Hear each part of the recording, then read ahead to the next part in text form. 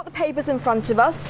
We're getting early results which are showing that Ennahda, the Islamic party, has made some serious gains. What can you tell us? Well, everyone expected Ennahda to make some serious gains. Now the question is, to what extent are they gaining? Will they have the majority? Will they be the only ones forming a government, or will they have to need to build coalitions? So everybody's speculating around that. The commission that organizing the elections said that basically the preliminary results will be announced tomorrow. So we have 24 hours of speculations where every party is basically trying to see to what extent they can compromise with the Ennahda and they organize a government. But in the same time, the results are showing that Ennahda is clearly winning these elections, but some other parties are also making a breakthrough.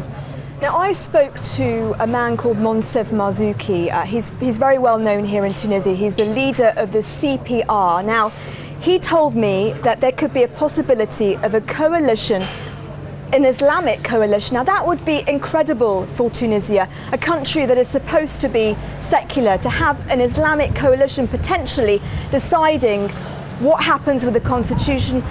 Do you think things could really change now for Tunisia? I don't think they will change so much. I think the coalition is going to be with the Ennahda, but I don't think we can call it an Islamic coalition per se. I think Ennahda already showed a lot of commitment to the Declaration of Human Rights. Ennahda insisted on the fact that it's a party that's going to rule Tunisia for all Tunisians, and they were very inclusive about it. So I don't expect our revolution to become an Islamic revolution, but in the same time I expect Islam to be part of the Tunisian life, the way maybe you could see it in Turkey or in other countries. So Islam is definitely going to be part of the future of Tunisia. Looking at the papers this morning, the big story is the turnout. 90% of registered voters came out.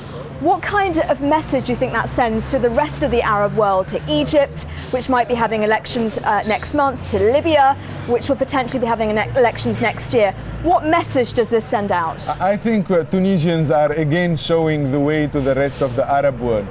You could see lines extending for 1 kilometer in front of the voting station. This is amazing. That means the people here are owning the process, they're participating, and they know what they're doing.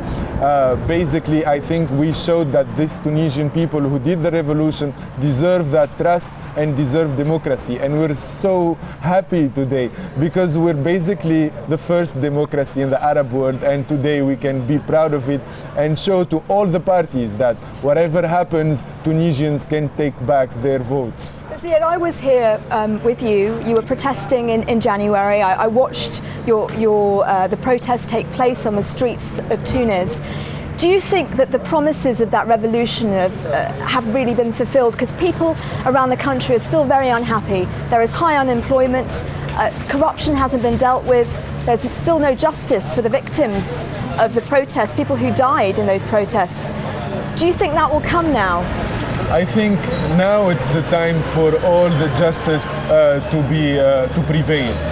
Now we have a legitimate and representative group of people, 217 Tunisians, who have to run the government, who have to proclaim the laws and have to apply the rule of law in this country. And I think the future is going to show that a lot of people are going to become more accountable, that Tunisia is basically on the right track with this revolution. The last 9 months have been difficult. We made it through. We organized an election. It's a landsliding victory for all the people who believe in freedom and democracy. Zied, we're going to have to leave it there. I could talk to you all day, but unfortunately we have to hand back to London. But I think the key point that we know right now from the early results is that the Islamic party Ennahda seems to have the biggest share of the vote so far.